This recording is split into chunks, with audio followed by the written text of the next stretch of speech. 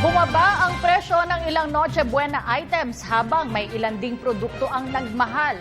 Pero presyo ng kuryente tataas ngayong Oktubre. Narito ang ulat ni George Bandon. Sa Noche Buena. Ilang Noche Buena items ang nagbaba ng presyo pero marami ring nagmahal. May mga umusbong dig mga bagong produktong pang Noche Buena na di hamak na mas mura kaysa sa mga kilala na. At may mga Noche Buena products din ang nagbaba ng presyo.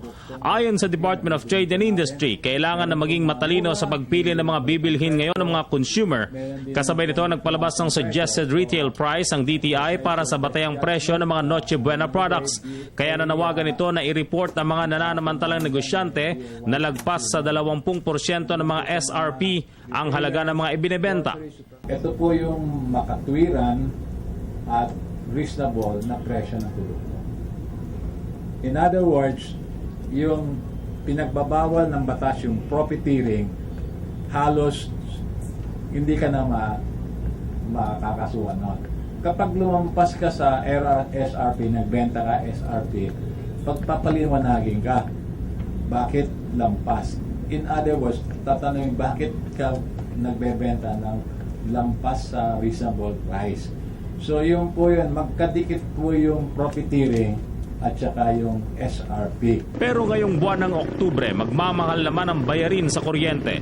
10 centimos kada kilowatt-hour ang dagdag bayarin sa kuryente ngayon ayon na rin sa Manila Electric Company. Dahil ito sa pagmahal ng generation charge o presyo ng kuryenteng galing sa mga pinagkukunan. Nagmahal daw ang kuryenteng binibili ng Meralco dahil sa malampaya maintenance na nagresulta para magpalabig ng operasyon nito ang dalawang planta na gumagamit ng mas mahal na liquid gas at ang patuloy na pagbagsak ng halaga ng piso kontra dolyar.